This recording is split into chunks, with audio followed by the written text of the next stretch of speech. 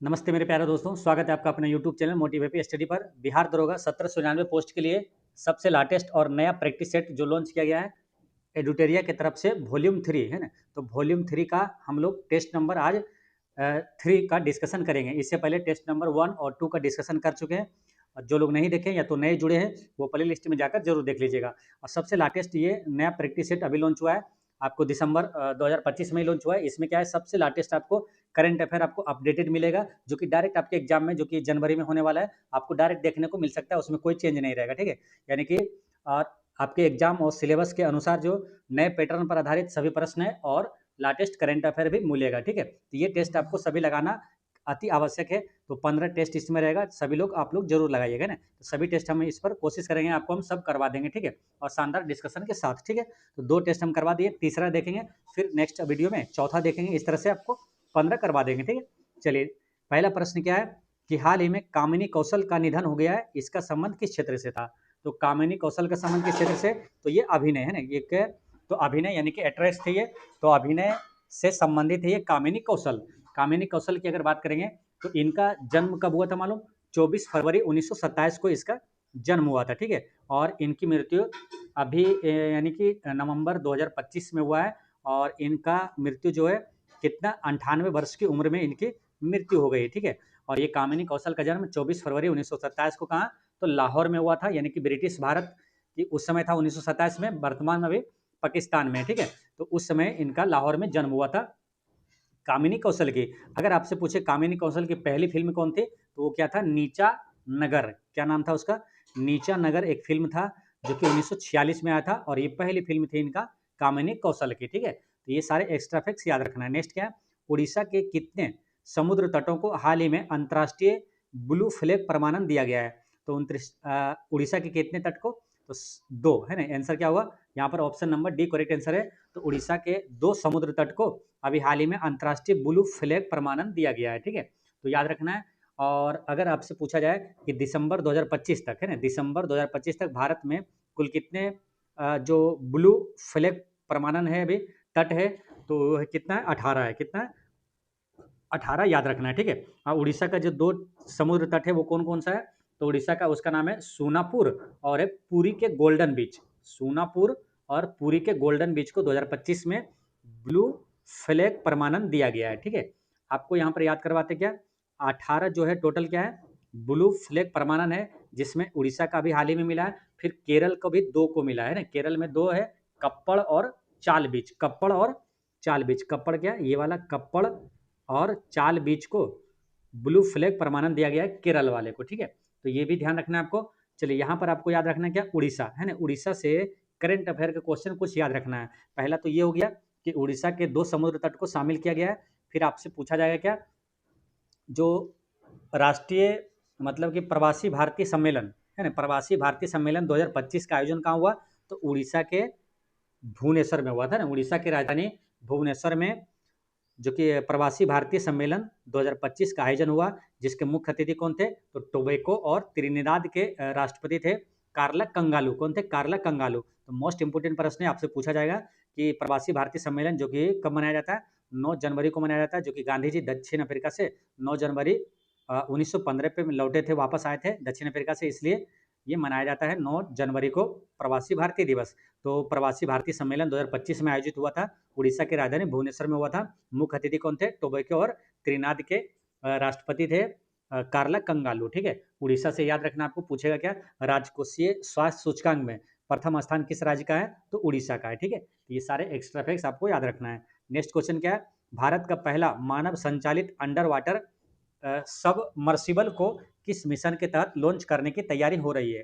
भारत का पहला मानव संचालित अंडर वाटर सबमर्सिबल को किस मिशन के तहत लॉन्च करने की तैयारी हो रही है, तो इसका नाम है क्या, समुद्रयान मिशन। कौन सा, समुद्रयान मिशन करेक्ट आंसर है। नेक्स्ट क्या है, अंतर्राष्ट्रीय अंतरिक्ष स्टेशन के लिए एक्जियोम 4 मिशन के बारे में कौन सा कथन असत्य है, तो कौन सा कथन गलत है, ये आपको बताना है। देखिए, पहला क्या है, इस मिशन में 4 अंतरिक्ष यात्री शामिल थे, ये वाला सही है। देखिए, एक्जियोम 4 के बारे में आपको सभी चीजें याद रखना है, मोस्ट इंपोर्टेंट प्रश्न रहेगा, ठीक है, ध्यान रखना आपको। तो इस मिशन में क्या 4 अंतरिक्ष यात्री शामिल थे, जिसमें मुख्य कैप्टन जो था वो कौन था, अपने भारत के शुभांशु शुक्ला थे। यह एक निजी अंतरिक्ष यात्री मिशन था, ये भी सही है। इस मिशन में इसरो, नासा, एक्जियोम स्पेस और स्पेस एक्स की साझेदारी थी। तो ये वाला भी सही है, यानी कि पूछा असत्य कौन सा है, तो इसमें से कोई भी असत्य नहीं है, है ना। आंसर क्या हो जाएगा, ऑप्शन नंबर डी यहाँ पर करेक्ट आंसर है। और यहाँ से क्या क्या मोस्ट इंपोर्टेंट चीज़ें याद रखना है आपको, देखिए पूछेगा क्या, अंतरिक्ष में जाने वाला दूसरा भारतीय जो कि 2025 में गया था वो कौन है, तो शुभांशु शुक्ला है, ठीक है। या तो पूछेगा एक्जियोम 4 मिशन के साथ अंतरिक्ष में जाने वाला भारतीय कौन है, तो याद रखना है एक्जियोम 4 के तहत गया था कौन, शुभांशु शुक्ला। या तो पूछे क्या, शुभांशु शुक्ला अंतरिक्ष में किस अंतरिक्ष यान से किस मिशन के तहत गया था, तो एक्जियोम 4 मिशन के तहत गया था, आपको याद रखना है, ठीक है। अच्छा, अंतरिक्ष में जाने वाला पहला भारतीय अगर पूछे तो आंसर क्या होगा, राकेश शर्मा जो कि 1984 में गया था। और दूसरा भारतीय कौन है, तो ये है शुभांशु शुक्ला जो कि 2025 में गया था। एक्जियोम 4 मिशन ये कहाँ से लॉन्च किया गया था, तो अमेरिका के फ्लोरिडा स्थित नासा के केनेडी स्पेस सेंटर से लॉन्च किया गया था। फिर समझिए कहाँ से लॉन्च हुआ था, तो अमेरिका के फ्लोरिडा स्थित नासा के केनेडी स्पेस सेंटर से लॉन्च किया गया था। और किस रॉकेट से लॉन्च किया गया था एक्जियोम 4 को, तो एक्जियोम 4 को लॉन्च किया था फॉल्कन 9, है ना। तो किस रॉकेट का नाम पूछेगा, तो आंसर क्या बताना, फॉल्कन 9, ठीक है। फॉल्कन 9 से इसे लॉन्च किया गया था, ठीक है। चलिए नेक्स्ट क्वेश्चन क्या है, भारत का पहला क्वांटम कंप्यूटिंग गांव कहाँ बनाने का निर्णय लिया गया है। भारत का पहला क्वांटम कंप्यूटिंग गांव ये कहाँ पर बनाने का निर्णय लिया गया, तो ये आंध्र प्रदेश करेक्ट आंसर है इसका, ना। आंध्र प्रदेश के अमरावती में ये स्थापित किया जाएगा। भारत का पहला क्वांटम कंप्यूटिंग गांव कौन बनेगा, आंध्र प्रदेश के अमरावती में। आंध्र प्रदेश की राजधानी है अमरावती, ठीक है। क्वांटम सिद्धांत सबसे पहले किसने दिया था मालूम है, मैक्स प्लैंक ने दिया था, है ना। क्वांटम सिद्धांत किसने दिया था, तो मैक्स प्लैंक ने दिया था। यहीं पर आपको आंध्र प्रदेश से कुछ क्वेश्चन यहाँ पर रिवीजन करना है। तो अगर पूछा जाए भारत का सबसे गहरा बंदरगाह कौन सा है, तो विशाखापत्तनम बंदरगाह जो कि कहाँ पर मिलेगा, आंध्र प्रदेश से मिलेगा। पूछेगा क्या, चंद्रयान 3 ये कहाँ से लॉन्च किया गया था, तो आंध्र प्रदेश के श्रीहरिकोटा में स्थित है सतीश धवन अंतरिक्ष केंद्र, है ना, वहीं से लॉन्च किया गया था। कई बार आपसे एग्जाम में पूछ लिया गया क्या, श्रीहरिकोटा किस राज्य में है, तो ध्यान रखना है क्योंकि वहाँ से जो मिशन लॉन्च किया जाता है इसलिए काफ़ी महत्वपूर्ण है श्रीहरिकोटा। तो आंध्र प्रदेश में है श्रीहरिकोटा, और श्रीहरिकोटा में सतीश धवन अंतरिक्ष केंद्र, जहां से क्या क्या लॉन्च हुआ था, देखिए चंद्रयान 1 पूछे तो वहीं से लॉन्च हुआ था, चंद्रयान 2 भी आंध्र प्रदेश के श्रीहरिकोटा के सतीश धवन अंतरिक्ष केंद्र से लॉन्च हुआ था, चंद्रयान 3 भी वहीं से लॉन्च हुआ, और मंगलयान जो कि लॉन्च हुआ था 5 नवंबर 2013 को, वो भी आंध्र प्रदेश के श्रीहरिकोटा के सतीश धवन अंतरिक्ष केंद्र से लॉन्च हुआ था, ठीक है। तो याद रखना ये चारों चंद्रयान 1, 2, 3 और मंगलयान ये सभी कहाँ से लॉन्च हुआ था, सतीश धवन अंतरिक्ष केंद्र से लॉन्च हुआ था। नेक्स्ट क्या है, अरलम वन्य जीव अभ्यारण्य कहाँ स्थित है, तो अरलम वन्य जीव अभ्यारण्य कहाँ मिलेगा, केरल में, ठीक है। केरल यहाँ पर करेक्ट आंसर है। अरलम वन्य जीव अभ्यारण्य कहाँ है, तो केरल यहाँ पर करेक्ट आंसर है। देखिए केरल से कई अति महत्वपूर्ण प्रश्न एग्जाम में बार बार रिपीट होते रहता है, ठीक है। इसलिए केरल के बारे में सारा चीज यहाँ पर आपको जानना है, ठीक है। जैसे पूछे थोरियम का सर्वाधिक उत्पादक राज्य कौन सा है, तो थोरियम का सर्वाधिक उत्पादक राज्य हो जाएगा क्या, केरल, ठीक है। रबर का सर्वाधिक उत्पादक राज्य कौन सा है, केरल। पेरियार राष्ट्रीय उद्यान कौन कहाँ पर है, तो केरल में। एराविकुलम राष्ट्रीय उद्यान कहाँ है, केरल में। शांति घाटी पूछे कहाँ है, साइलेंट वैली, तो केरल में। कोरडमम की पहाड़ी यानी कि इलायची की पहाड़ी भी जिसे बोलते हैं, कहाँ मिलेगा आपको, केरल में। कथकली कहाँ का शास्त्रीय नृत्य है, तो कथकली और मोहिनी अट्टम ये कहाँ का है, केरल का है, ठीक है। पूछेगा भारत का सबसे लंबा झील कौन सा है, तो वो बेम्बनाड झील, भारत का सबसे लंबा झील है कौन सा, तो बेम्बनाड झील है, ये कहाँ मिलेगा, केरल में। याद रखना है आपको क्या, भारत का पहला ए आई स्कूल, है ना, कहाँ पर स्थापित किया गया, AI स्कूल कहाँ पर खोला गया, तो केरल में खोला गया, ठीक है। और सर्वाधिक लिंगानुपात वाला राज्य कौन सा है, केरल है। सर्वाधिक साक्षर राज्य कौन सा है, तो वो भी केरल हो जाएगा, ठीक है। तो ये चीज ध्यान रखना है आपको। अच्छा, जो भारत आने वाला पहला यूरोपीय देश कौन था, पुर्तगाल था, पुर्तगाली था। अब पहला पुर्तगाली यात्री कौन था, बास्को डिगामा। अब बास्को डिगामा कहाँ पर आया था भारत में, तो केरल के कालीकट पर आया था, है ना। स्वागत किसने किया था, जमोरिन ने स्वागत किया था, ठीक है। ये सारे एक्स्ट्रा फैक्ट्स आपको याद रखना है केरल से, ठीक है। चलिए नेक्स्ट क्वेश्चन क्या है, विश्व का पहला गैर वाइनरी AI चिप किस देश ने लॉन्च किया है, विश्व का पहला गैर वाइनरी AI चिप किस देश ने लॉन्च किया है, तो ये चीन ने लॉन्च किया है, ठीक है। चीन यहाँ पर करेक्ट आंसर है। चीन से एक करंट अफेयर क्वेश्चन याद रखना है, पूछेगा संघाई सहयोग जो शिखर सम्मेलन हुआ है 2025 का हुआ, तो चीन के तियानजिन में हुआ, याद रखना, ठीक है। नेक्स्ट क्या है, टाइफाइड का पहला मिश्रित टीका किस देश ने बनाए जाने की घोषणा किया है, तो टाइफाइड का पहला टीका जो मिश्रित टीका है किस देश बनाने की घोषणा किया है, तो इसका आंसर हो जाएगा भारत, करेक्ट आंसर है, ठीक है, भारत। यहीं पर आपसे पूछा जाता है क्या मालूम, कि टाइफाइड की जांच के लिए कौन सा टेस्ट किया जाता है, या तो क्वेश्चन ऐसा आता है कि बिडाल टेस्ट है ना किसकी जांच के लिए किया जाता है, तो बिडाल टेस्ट जो है ये टाइफाइड की जांच के लिए किया जाता है। टाइफाइड किसके कारण होता है, तो बैक्टीरिया से होता है ना, तो टाइफाइड जो है साल्मोनेला टाइफी नामक जीवाणु के कारण होता है कौन सा टाइफाइड रोग। ठीक, नेक्स्ट क्वेश्चन है वर्ष 2025 में भगवान बिरसा मुंडा की कौन सी जयंती मनाई गई, तो बिरसा मुंडा की कौन सी जयंती मनाई गई, तो इसका आंसर हो जाएगा 150वीं जयंती मनाई गई। देखिए मोस्ट इंपोर्टेंट प्रश्न है मुंडा, बिरसा मुंडा, यहाँ से एग्जाम में प्रश्न रिपीट होते रहता है ना, कभी पूछ देता है बिरसा मुंडा जो है वो किसका नेतृत्व किया था, मुंडा विद्रोह का नेतृत्व किसने किया था, मुंडा विद्रोह कहाँ हुआ था, है ना, बिरसा मुंडा के गुरु कौन थे, ये सब कई प्रश्न है जो कि एग्जाम में बार बार आते रहता है। ठीक है, तो इसलिए विद्रोह वाला जो है ना ये चैप्टर काफी महत्वपूर्ण हो जाता है, तो आपको हम बताएंगे यहाँ पर और आगे भी बताएंगे। ठीक है, चलिए यहाँ पर जानते हैं क्या बिरसा मुंडा का जन्म कब हुआ था मालूम, 15 नवंबर 1875 को हुआ था। ठीक है, 15 नवंबर 1875 को हुआ था, इसलिए 2025 में जो है ये 150वीं जयंती मनाई गई थी। और कहाँ पर जन्म हुआ था इनका, झारखंड में हुआ था। जो मुंडा विद्रोह का नेतृत्व किसने किया था, तो बिरसा मुंडा ने किया था। ठीक है, बिरसा, और ये जो मुंडा विद्रोह हुआ था कब, 1899 से 1900 में ये हुआ था। ठीक है, और कहाँ पर हुआ था, झारखंड के छोटा नागपुर पठार में हुआ था। ठीक है, बिरसा मुंडा के गुरु कौन थे, आनंद पांडे थे। नेक्स्ट क्वेश्चन आपका क्वेश्चन नंबर 10 में क्या, पश्चिमी कोसी नहर परियोजना ERM से बिहार का कौन सा जिला लाभान्वित हो रहा है, तो पश्चिमी कोसी नहर परियोजना ERM से बिहार का कौन सा जिला लाभान्वित हो रहा है, तो इसमें लाभान्वित होने वाला है दरभंगा और मधुबनी। आंसर क्या हुआ, option number D correct answer है। ठीक है, यहाँ पर बात करेंगे कोसी, कोसी से दो प्रश्न है जो कि एग्जाम में बार बार रिपीट होते रहता है। ठीक है, जैसे भारत का मतलब बिहार का पूछेगा शोक नदी किसे बोला जाता है, तो कोसी नदी को बोला जाता है। सर्वाधिक मार्ग परिवर्तित करने वाला नदी कौन सा है, तो वो भी कोसी नदी, आंसर लगाना है। ठीक है, नेक्स्ट क्या है, आर्थिक सर्वेक्षण 2024-25 के अनुसार भारत सीमेंट उत्पादन में किस स्थान पर है, तो सीमेंट उत्पादन में भारत कौन सा है, दूसरा स्थान है। पहले स्थान पर कौन है, तो पहले स्थान पर है चीन है। ठीक है, पहला स्थान है चीन। सीमेंट से ये पूछा जाएगा आपसे अगर कि सीमेंट का मुख्य घटक क्या होता है, तो चूना पत्थर होता है। क्या, चूना पत्थर यानी कैल्शियम कार्बोनेट। ठीक है, और सीमेंट का पूछा जाता है कि इसका जो किसका मिश्रण होता है, तो सीमेंट में क्या होता है, चूना पत्थर होता है, सिलिका होता है और एल्यूमिना होता है, जिसमें मुख्य घटक जो होता है चूना पत्थर होता है। सीमेंट का आविष्कार किसने किया था, तो वो किया था 1824 की बात है, वो किया था किसने, जोसेफ एस्पडीन ने किया था, है ना, जोसेफ एस्पडीन, या तो दिन कहीं लिखा रहता है ना, जोसेफ एस्पडीन ने किया था सीमेंट की खोज। ठीक है, आविष्कार। नेक्स्ट क्वेश्चन है, अच्छा सीमेंट में जिप्सम क्यों मिला जाता है मालूम है ना, तो सीमेंट में जिप्सम मिलाया जाता है वो जो उसके जमने की जो दर है उसको कम करने के लिए, है ना, जल्दी जम ना जाए इसलिए जिप्सम उसमें मिलाया जाता है। तो आपसे ये भी पूछा जाएगा कि सीमेंट में उसको जमने की दर को कम करने के लिए उसमें क्या मिलाया जाता है, तो जिप्सम मिलाया जाता है। नेक्स्ट क्वेश्चन क्या है, हाल ही में चर्चा में रहा सिंदूर ब्रिज कहाँ स्थित है, तो सिंदूर ब्रिज कहाँ है, मुंबई में। ठीक है, मुंबई यहाँ पर करेक्ट आंसर है, हाल ही में चर्चा में रहा। मुंबई से करेंट अफेयर क्वेश्चन आपको याद रखना है, वेब्स शिखर सम्मेलन 2025 पूछेगा कहाँ से कहाँ हुआ, ये क्वेश्चन मालूम, रेलवे NTPC में ये पूछा गया 2025 में। ठीक है, मोस्ट इंपोर्टेंट ये सब प्रश्न होता है, ध्यान रखना है।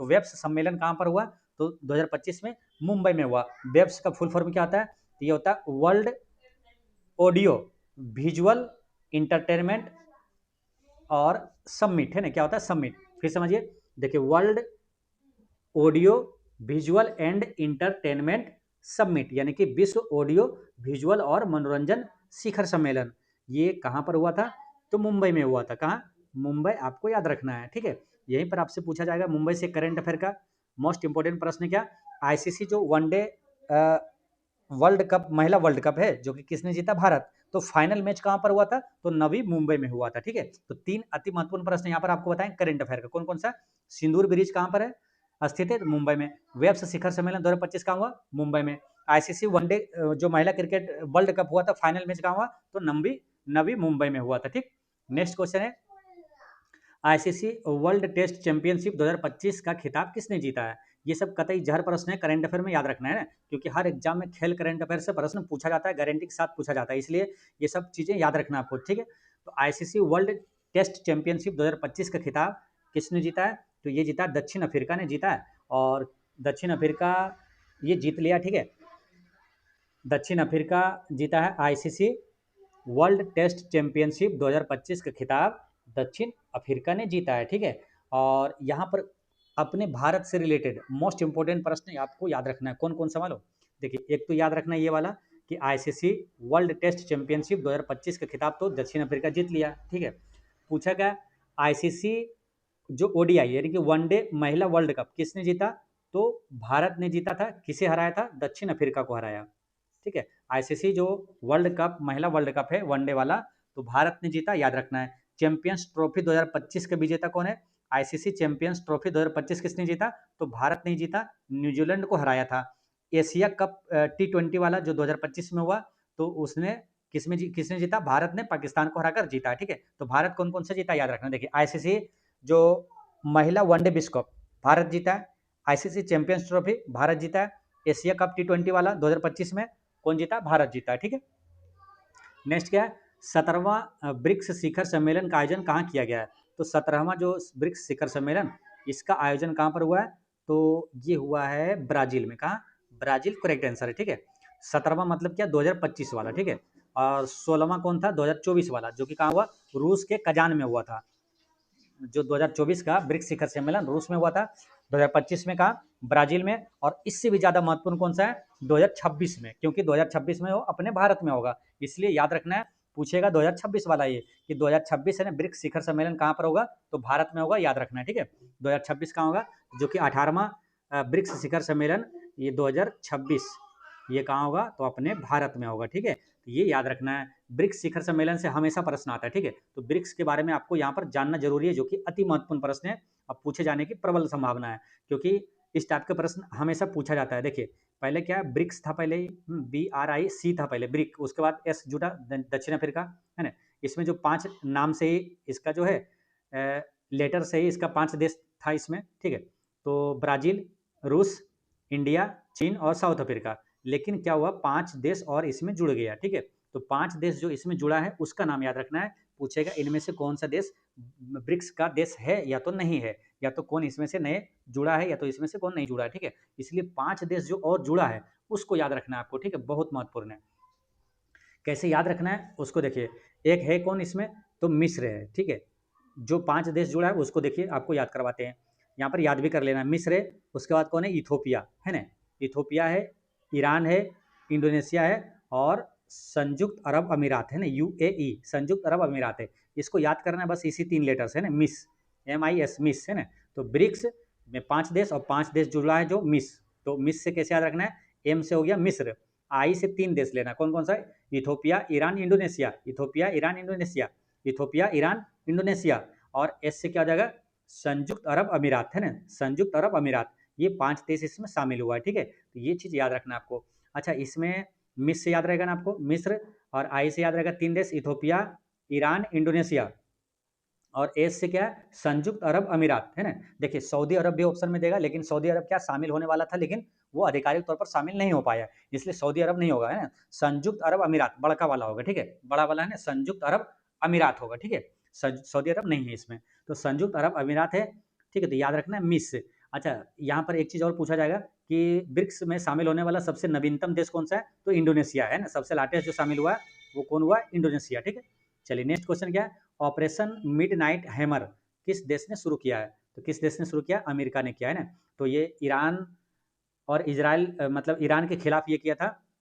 ऑपरेशन मिडनाइट हैमर किस देश ने? तो अमेरिका ने ईरान के खिलाफ मिडनाइट हैमर किस देश ने शुरू किया? तो अमेरिका ने शुरू किया है, ठीक है। यहीं पर आपसे पूछा जाता है अपने भारत वाला, ऑपरेशन ब्रह्मा का संबंध किससे है?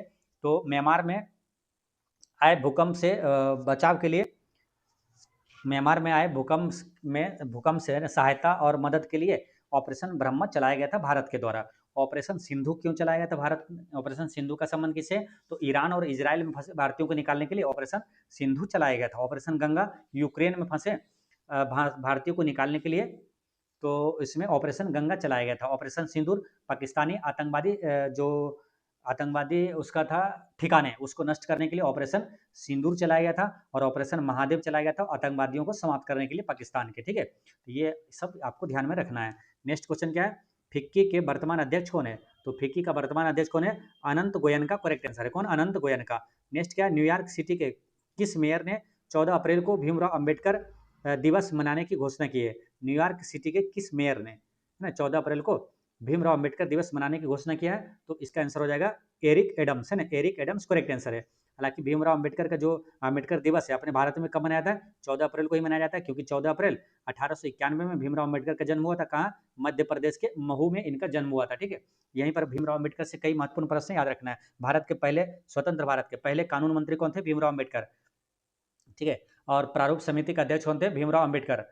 भारतीय संविधान का जनक किसे कहा जाता है? भीमराव अम्बेडकर को कहा जाता है। ठीक है, और पूछा जाए आपसे क्या कि जाति प्रथा का विनाश है, एनिहिलेशन ऑफ कास्ट, इस पुस्तक के लेखक कौन है? तो भीमराव अम्बेडकर है। ठीक है, बहिष्कृत भारत पुस्तक के लेखक कौन है? तो भीमराव अम्बेडकर है। और एक है पुस्तक इनका वेटिंग फॉर वीजा, इसकी आत्मकथा है इनकी। तो वेटिंग फॉर वीजा किनकी आत्मकथा है? तो भीमराव अम्बेडकर की है। ठीक है, याद रखना आपको। और भीमराव अम्बेडकर से और क्या याद रखना है आपको? पूना पैक्ट किनके बीच हुआ था? गांधी जी और भीमराव अम्बेडकर के बीच हुआ था 1932 में। ठीक है, तो ये सभी प्रश्न आपको याद रखना है। ठीक है, चलिए नेक्स्ट क्वेश्चन क्या है? कुमुदिनी लाखिया किस नृत्य से संबंधित थे? तो कुमुदिनी लाखिया ये जो है कथक नृत्य से संबंधित है। कथक किस राज्य का है? तो ये उत्तर भारत का है या तो उत्तर प्रदेश। ठीक है, जबकि कथकली कहाँ का है? कथकली केरल, है ना, तो लो से रिलेट करना है, कथकली लो केरल है, जबकि कथक क्या उत्तर भारत का है। अब मोहिनी अट्टम भी केरल का है। ओडिसी कहाँ का? उड़ीसा का है। ठीक है, बाकी शास्त्रीय नृत्य आपको मालूम है। संस्कृति मंत्रालय के अनुसार कितने शास्त्रीय नृत्य? 9। संगीत नाटक अकादमी के अनुसार 8 शास्त्रीय नृत्य। ठीक है, तो ये सभी याद रखना है आपको। जैसे भरतनाट्यम तमिलनाडु का है, कुचिपुड़ी आंध्र प्रदेश का है, सतरिया कहाँ? असम का है ना, और ये सब आपको याद ही होगा। मणिपुरी मणिपुर का है। ठीक है, तो इस तरह से आपको सब याद रखना है। ठीक है, चलिए यहाँ पर बात करते हैं। देखिए, संस्कृति मंत्रालय के अनुसार पूछेगा शास्त्रीय नृत्य 9 है, जिसमें एक छऊ को शामिल किया गया है ना, छऊ जो कि पश्चिम बंगाल का नृत्य है ये। नेक्स्ट क्वेश्चन क्या है? निम्नलिखित में से कौन सही सुमेलित नहीं है? तो सही सुमेलित कौन सा नहीं है? देखिए, मित्र विभूषण ये कहाँ का है? नेपाल का है क्या? गलत है। जो मित्र विभूषण जो है सर्वोच्च नागरिक सम्मान जो है, ये नेपाल का नहीं बल्कि कहाँ का है? श्रीलंका का है ना। तो श्रीलंका से एक चीज रिलेट करके रखना आपको, मित्र, है ना, काफी महत्वपूर्ण है। यहाँ से 2-3 क्वेश्चन बनता है। मित्र से पहले तो रिलेट करिए कहाँ से, ताकि क्वेश्चन याद रहे आपको। देखिए, जब श्रीलंका और जैसे कि रावण और श्री राम भगवान में जब युद्ध हुआ था, तो लंका से कौन थे मित्र? तो विभीषण थे। कौन थे? विभीषण, तो मित्र थे। तो इसलिए पूछेगा ना कि मित्र शक्ति सैन्य अभ्यास किसके साथ है? तो मित्र शक्ति श्रीलंका के साथ हो जाएगा। ठीक है, उसी प्रकार मित्र विभूषण ये श्रीलंका का हो जाएगा। ठीक है, सर्वोच्च सम्मान है श्रीलंका का, ये नेपाल का नहीं है। बाकी तो यही आंसर हो जाएगा। ठीक है, बाकी ये क्या बोला? Grand collar of the national order of the southern cross, ये ब्राजील का सर्वोच्च सम्मान है, ये सही है। और order of saint Andrews the postal, ये रूस का है। ये सभी जो पुरस्कार है, सम्मान है, ये अपने भारत के प्रधानमंत्री नरेंद्र मोदी को दिया गया है। ठीक है, अभी हाल ही में मित्र विभूषण सम्मान दिया गया, नरेंद्र मोदी जी को दिया गया, याद रखना है। नेक्स्ट क्या? विधानसभा 2024 जो चुनाव हुआ था, उसके बाद उड़ीसा के नए मुख्यमंत्री कौन बने? तो मोहन चरण मांझी बने। कौन? मोहन चरण मांझी करेक्ट आंसर है। अब वर्तमान में भी कौन है? तो मोहन चरण मांझी है। ठीक है, उड़ीसा से याद रखना है आपको। 2-3 करंट अफेयर का क्वेश्चन मोस्ट इंपॉर्टेंट। पहला तो ये राजकोषीय स्वास्थ्य सूचकांक में प्रथम राज्य पूछेगा उड़ीसा। प्रथम अभी जो 2025 का प्रवासी भारतीय सम्मेलन कहाँ पर हुआ? तो उड़ीसा की राजधानी भुवनेश्वर में हुआ था। ठीक है, नेक्स्ट क्वेश्चन क्या है? कृषि संबंधित तकनीक का प्रचार आसान नहीं है, इसका कारण क्या है? तो इसका कारण क्या हो सकता है? तो देखिए, पहला क्या है? इसे स्थानीय जरूरतों के अनुसार अपनाना होता है। ग्रामीण लोग इसे स्वीकार नहीं कर पाते हैं, और किसानों को डर लगता है कि उनकी भूमि पर किया गया प्रयोग असफल ना हो जाए। इसलिए क्या है? कृषि संबंधित तकनीक का प्रचार आसान नहीं है, कारण सभी यही है। तो आंसर क्या हुआ? उपर्युक्त सभी करेक्ट आंसर है। नेक्स्ट क्या? अप्रत्यक्ष कर से क्या आशय है? तो अप्रत्यक्ष कर से इसका मतलब क्या होता है? कि करदाता और सरकार के बीच कर के संदर्भ में कोई संबंध ना हो, है ना, तो ये होता है अप्रत्यक्ष कर का सही अर्थ, मतलब यही हुआ। नेक्स्ट क्या है? पूर्ण प्रतियोगिता की आवश्यक शर्तों में से एक डैश है। पूर्ण प्रतियोगिता के आवश्यक शर्तों में से किसी एक समय में एक जैसे सामानों के लिए एक समान मूल्य है ना। ऑप्शन डी यहाँ पर करेक्ट आंसर है। ठीक है, पूर्ण प्रतियोगिता की आवश्यक शर्तों में से एक किसी एक समय में एक जैसे सामानों के लिए एक सामान्य मूल्य, यहाँ पर करेक्ट आंसर है। नेक्स्ट क्वेश्चन क्या है? मजदूर संघ संगठनों के माध्यम से चलाए गए शासन को डैश कहा जाता है। मजदूर संघ संगठनों के माध्यम से चलाए गए शासन को डैश कहा जाता है, तो क्या कहा जाता है, सिंडिकेटवाद कहा जाता है ना, सिंडिकेटवाद करेक्ट करेक्ट आंसर है यहाँ पर। नेक्स्ट क्या, आर्थिक सिद्धांत में गुणक प्रक्रिया का रूढ़ अर्थ डैश लिया जाता है। तो आर्थिक सिद्धांत में गुणक प्रक्रिया का रूढ़ अर्थ डैश लिया जाता है क्या, तो आंसर क्या होगा, किसी अर्थव्यवस्था की आय में वृद्धि प्रारंभिक निवेश के कारण होती है। किसी अर्थव्यवस्था की आय में वृद्धि प्रारंभिक निवेश के कारण होती है। नेक्स्ट क्वेश्चन क्या है, लोहे में जंग लगना निम्नलिखित में से कौन सी अभिक्रिया के कारण होती है, तो लोहे में जंग लगना यानी ऑक्सीकरण के कारण होता है, ऑक्सीकरण के कारण होता है। लोहे में जंग लगने से लोहे का भार क्या होता है, बढ़ जाता है। लोहे में जंग लगना क्या है, एक रासायनिक अभिक्रिया है, ठीक है। और लोहे में जंग लगने से बचाने के लिए उस पर किसका परत चढ़ाया जाता है, तो जिंक की परत चढ़ाया जाता है, जिसे गैल्वेनाइजेशन कहा जाता है या तो यसद लेपन कहा जाता है। माइकोप्लाज्मा एवं मिथेनोजन बैक्टीरिया में निम्नलिखित में से एक क्या समानता है, तो माइकोप्लाज्मा एवं मिथेनोजन बैक्टीरिया में क्या समानता है, तो इसमें समानता क्या है, इसमें यह है कि अवायवीय शोषण की उपस्थिति है ना, दोनों में होता है, अवायवीय श्वसन की उपस्थिति यहाँ पर करेक्ट आंसर है। अच्छा, माइकोप्लाज्मा से एक क्वेश्चन आता है क्या मालूम, कि दुनिया का सबसे छोटी कोशिका कौन सा है, तो माइकोप्लाज्मा ही है ना। सबसे बड़ी कोशिका जैसे शुतुरमुर्ग है, तो सबसे छोटी कोशिका जो है ये माइकोप्लाज्मा ही है। नेक्स्ट क्या है, प्रतिवर्ती क्रिया का उदाहरण निम्नलिखित में से कौन सा है, तो प्रतिवर्ती क्रिया का उदाहरण कौन सा है, तो भोजन को देखकर लार का अस्त्रावन, ये क्या प्रतिवर्ती क्रिया का उदाहरण है ना, भोजन को देखकर लार का अस्त्रावन। नेक्स्ट क्वेश्चन आपका 29 में क्या, अधिक उपयोग की जाने वाली मशीनों और संरचनात्मक डिजाइनों में इस्पात की को वरीयता दी जाती है, क्योंकि, तो देखिए, अधिक उपयोग की जाने वाली मशीनों और संरचनात्मक डिजाइनों में इस्पात को वरीयता दी जाती है, ऐसा क्यों किया जाता है, क्योंकि तांबा, पीतल तथा एल्युमिनियम से इस्पात अधिक प्रत्यास्थ होता है ना, तो इस्पात क्या होता है, अधिक प्रत्यास्थ होता है। नेक्स्ट, निम्नलिखित कथनों में से कौन सा कथन सत्य है, तो इसमें से सही कथन बताना है, जैसे कि समान ताप वृद्धि के लिए पारे के आयतन में अल्कोहल की तुलना में अधिक वृद्धि होती है, ये गलत है। एल्युमिनियम को गर्म करने पर इसका प्रसार कांच की तुलना में कम होता है, ये गलत है, क्योंकि कांच की तुलना में एल्युमिनियम को गर्म करेंगे तो इसका प्रसार अधिक होगा। गर्म करने पर अन्य द्रवों की तुलना में अल्कोहल का प्रसार सबसे अधिक होता है, ये सही है। आंसर क्या हुआ, ऑप्शन सी करेक्ट आंसर है।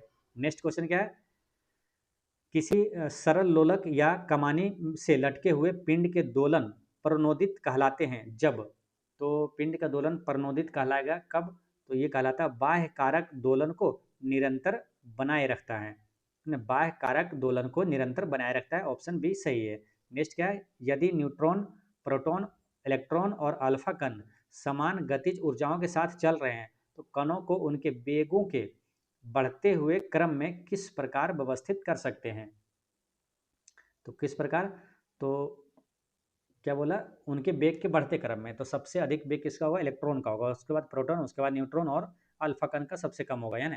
तो यहाँ पर आंसर क्या होगा, ऑप्शन नंबर ए अल्फा कण, उसके बाद न्यूट्रॉन, प्रोटॉन और उससे ज़्यादा इलेक्ट्रॉन का, है ना। तो वेगों का बढ़ते क्रम में बोला तो ऑप्शन नंबर ए यहाँ पर करेक्ट आंसर है। नेक्स्ट क्वेश्चन क्या है, निम्नलिखित में से कौन सा रासायनिक परिवर्तन का उदाहरण है, तो रासायनिक परिवर्तन का उदाहरण कौन सा है, तो सब्जियों को पकाने पर उनका मुलायम हो जाना, ये रासायनिक परिवर्तन का उदाहरण है। ठीक है, रासायनिक परिवर्तन होता है, एक होता है भौतिक परिवर्तन। तो रासायनिक परिवर्तन में क्या होता है, जो एक अवस्था से जब दूसरी अवस्था में जब परिवर्तित हो जाता है, तो पुराने पहले वाली अवस्था में उसे नहीं लाया जा सकता है, वो रासायनिक अभिक्रिया हो गया, है ना, रासायनिक परिवर्तन हो गया।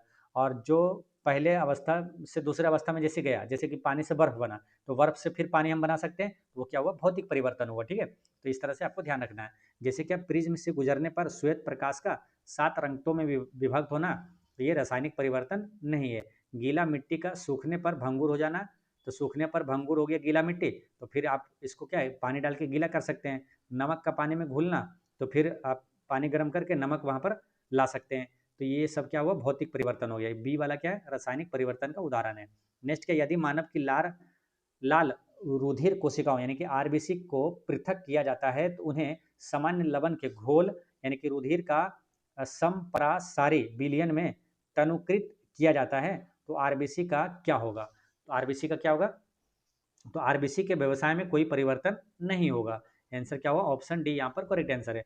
चलिए, आरबीसी की अगर बात करेंगे, तो आरबीसी का जीवन काल कितना होता है मालूम, 120 दिन होता है। WBC का जीवन काल पूछा जाता है तो 13 से 20 दिन होता है, ठीक है। ये सब प्रश्न आता है, ध्यान रखना है, 13 से 20 दिन। फिर आरबीसी का कब्रिस्तान पूछा जाएगा तो क्या होगा, पिलिहा। आरबीसी का कब्रिस्तान क्या बोलते हैं, पिलिहा, या तो इंग्लिश में बोलते हैं इसको स्प्लीन, है ना, तिल्ली भी हिंदी में बोलते हैं, और स्प्लीन, प्लीहा, आरबीसी का कब्रिस्तान कहा जाता है, ठीक है। चलिए, और आरबीसी का निर्माण कहाँ होता है मालूम, अस्थि मज्जा में, है ना, बताए थे। आरबीसी का निर्माण पूछे, डब्ल्यूबीसी का निर्माण पूछे, प्लेटलेट्स का निर्माण पूछे, या रक्त का निर्माण पूछे, आंसर क्या होगा सबका, अस्थि मज्जा। नेक्स्ट क्या है, निम्नलिखित में से कौन सा कथन सत्य है, तो सत्य कथन कौन सा है, प्रोकैरियोटिक कोशिका में केंद्रिका अनुपस्थित होता है, ये वाला सत्य है ना। ये क्या है, सत्य है कि ये अनुपस्थित होता है। जैसे यहाँ लिखा है क्या, यूकैरियोटिक कोशिका में केंद्रक झिल्ली अनुपस्थित होता है, ये गलत है। क्योंकि यूकैरियोटिक में जैसे मानव है ना, हम लोग, आप लोग, ये सब यूकैरियोटिक में आते हैं। तो यू में क्या है, यूकैरियोटिक में केंद्रक झिल्ली होती है, ठीक है। तो केंद्रक झिल्ली किस में नहीं होती है, तो ऑप्शन ए यहाँ पर करेक्ट आंसर है। बाकी प्रोकैरियोटिक कोशिका में लिंग प्रजनन पाया जाता है, ठीक है, तो ये गलत है। यूकैरियोटिक में लिंग प्रजनन पाया जाएगा, ठीक है। तो यहाँ पर सत्य कौन सा था, ये ए, ऑप्शन ए। नेक्स्ट क्वेश्चन क्या है कि निम्नलिखित में से किसे कोशिका के अणुओं का यातायात प्रबंधक कहा जाता है, कोशिका के अणुओं का यातायात प्रबंधक कहा जाता है, तो किसे कहा जाता है, गोल्जी काय को कहा जाता है ना, गोल्जी काय करेक्ट आंसर है, ठीक है। देखिए, लाइसोसोम का निर्माण कहाँ होता है, तो गोल्जी काय में ही होता है ना, गोल्जी उपकरण बोलिए या तो गोल्जी काय बॉडी में होता है लाइसोसोम का निर्माण। लाइसोसोम यानी कि क्या होता है ये, लाइसोसोम यानी कि आत्महत्या की थैली, किसे बोलते हैं, लाइसोसोम को बोला जाता है। माइटोकॉन्ड्रिया को क्या बोला जाता है, तो कोशिका का पावर हाउस कहा जाता है। और प्रोटीन का संश्लेषण कहाँ होता है, तो राइबोसोम में होता है, ठीक है। ये सब ध्यान रखना आपको। नेक्स्ट क्वेश्चन क्या है, जीन की अनुवांशिक विचारधारा के अनुसार जीन के कार्य की इकाई को क्या कहा जाता है, तो जीन के कार्य की इकाई को क्या बोला जाता है, सिस्ट्रोन कहा जाता है ना, ऑप्शन बी यहाँ पर करेक्ट आंसर है ना, सिस्ट्रोन कहा जाता है। अच्छा, अनुवांशिकता की सबसे छोटी इकाई क्या होता है मालूम, अनुवांशिकता की सबसे छोटी इकाई क्या बोलेंगे, जीन बोलेंगे। जीन शब्द का प्रयोग सबसे पहले किसने किया था, तो जोहानसन ने किया था, है ना। जीन शब्द का सबसे पहले प्रयोग जोहानसन ने किया था, किसने किया था, जोहानसन ने किया था, ठीक है, जॉन हानसन। तो इसको जीन जोहानसन, जीन जोहानसन इसे रिलेट कर लेना है, जीन जोहानसन, ठीक है। तो यहाँ पर जीन जोहानसन इसे ध्यान रखना है, तो जीन वाला जोहानसन हो जाएगा। नेक्स्ट का, जीव द्रव में कार्बनिक तथा अकार्बनिक यौगिकों का अनुपात क्या है, तो इसका अनुपात क्या है, 19 और 21 का अनुपात है। यानी कि जीव द्रव में जो कार्बनिक होता है वो 19 और अकार्बनिक ज़्यादा होता है 81। नेक्स्ट क्या है, नींबू में लिटिल लीफ नामक रोग किस तत्व की कमी से होता है, तो किस तत्व के, तो तांबा की कमी से नींबू में क्या लिटिल लीफ रोग होता है। अच्छा, धान में खैरा रोग किसकी कमी से होता है, तो जस्ता की कमी से धान में खैरा रोग होता है। अब मटर में मार्क्स रोग किसकी कमी से, तो मैग्नीज की कमी से मटर में मार्क्स रोग होता है। नेक्स्ट क्या है, निम्नलिखित में से किस संघ के सभी जंतु खारे जल में पाए जाते हैं, तो खारे जल में पाए जाने वाला कौन है, संघ पोरीफेरा, संघ पोरीफेरा संघ के सभी जीव जो है खारे जल में पाए जाते हैं। इसी तरह आपसे पूछा जाता है क्या, कि जो कि समुद्री पानी में समुद्री जीव जो है ना, पानी में रहने वाला या समुद्री जीव जो है सब किस संघ में पाया जाता है, तो किस में पाया जाता है, एकाइनोडर्मेटा में पाया जाता है ना, किस में, एकाइनोडर्मेटा में पाया जाता है। नेक्स्ट क्या है, मेढक निम्नलिखित में से किस वर्ग के प्राणी है, तो मेढक किस वर्ग का हो जाएगा, तो ये उभयचर प्राणी है ना, आंसर में क्या हो जाएगा, तो एम्फीबिया वर्ग हो जाएगा ना, एम्फीबिया वर्ग यहाँ पर करेक्ट आंसर है। नेक्स्ट क्या है, निम्नलिखित में से किस पादप हार्मोन के छिड़काव से बृहद आकार के फल तथा फूलों का उत्पादन किया जा सकता है, किस पादप हार्मोन के छिड़काव से बृहद आकार के फल तथा फूलों का उत्पादन किया जा सकता है, तो इसका आंसर क्या लगाइएगा, जिबरेलिन्स है ना, जिबरेलिन्स यहाँ पर करेक्ट आंसर है। देखिए, जिबरेलिन्स हो गया, फ्लोरिजेंस हो गया, और ऑक्सिन्स हो गया, और साइटोकाइनिन हो गया, ये सब क्या पादप हार्मोन है, ठीक है, पादप हार्मोन हो जाता है ये सब, ठीक है। और एब्सिसिक एसिड भी होता है क्या, पादप हार्मोन होता है एब्सिसिक एसिड, जो क्या करते हैं, पौधों की वृद्धि को रोकता है एब्सिसिक एसिड। और एक होता है एथिलीन हार्मोन, वो क्या करता है, फलों को पकाने में वो मदद करता है। नेक्स्ट क्या, पौधों में प्रकाश संश्लेषण के संबंध में निम्नलिखित में से कौन सा कथन सत्य है, तो प्रकाश संश्लेषण के लिए कार्बन डाइऑक्साइड, पानी, क्लोरोफिल तथा सूर्य का प्रकाश आवश्यक है, ये सही है। प्रकाश संश्लेषण की दर लाल रंग के प्रकाश में सबसे अधिक और बैंगनी रंग के प्रकाश में सबसे कम होती है, ये भी सही है।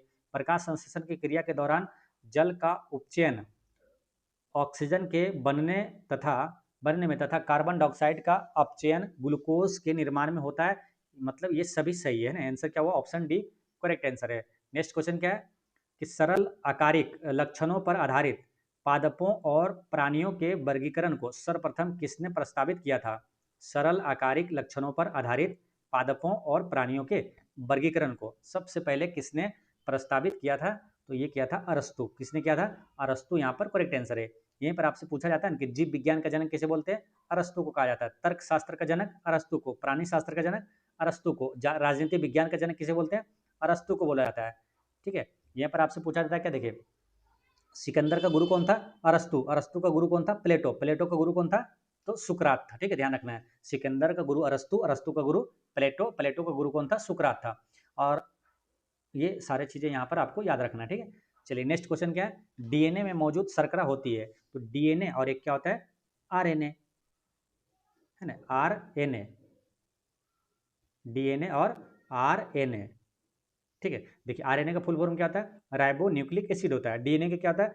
डीऑक्सी राइबो न्यूक्लिक एसिड होता है। डीऑक्सी राइबो न्यूक्लिक एसिड होता है, तो डीऑक्सी राइबोस। आंसर क्या हो जाएगा? यही होगा, ऑप्शन सी, है ना। तो नाम से याद रखना है, डीएनए में कौन सी संस्करण शर्करा मौजूद शर्करा होती है? तो डीऑक्सी राइबोस करेक्ट आंसर है, 45 का सी। ठीक है, क्वेश्चन नंबर आपका है 46। महाजन पद कालीन आर्थिक व्यवस्था के संबंध में निम्नलिखित कथनों पर विचार कीजिए और कौन सा कथन सत्य है? तो इसका आंसर क्या बताइएगा? देखिए पहला क्या है कि व्यापारियों को सामान खरीदने एवं बेचने पर कर देना पड़ता था, तो ये सही है। ठीक है, व्यापारियों को कर केवल वस्तुओं के रूप में देना पड़ता था, तो ये बात गलत है ना। फिर क्या, आखेटकों तथा संग्राहकों को जंगल से प्राप्त वस्तुओं पर कर के रूप में राजा को देना पड़ता था, ये वाला सही है। 1 और 3 सही है। आंसर क्या होगा? ऑप्शन नंबर सी यहाँ पर करेक्ट आंसर है। महाजन पद के बारे में आपको बताते हैं कि महाजन पदों की संख्या कितनी थी?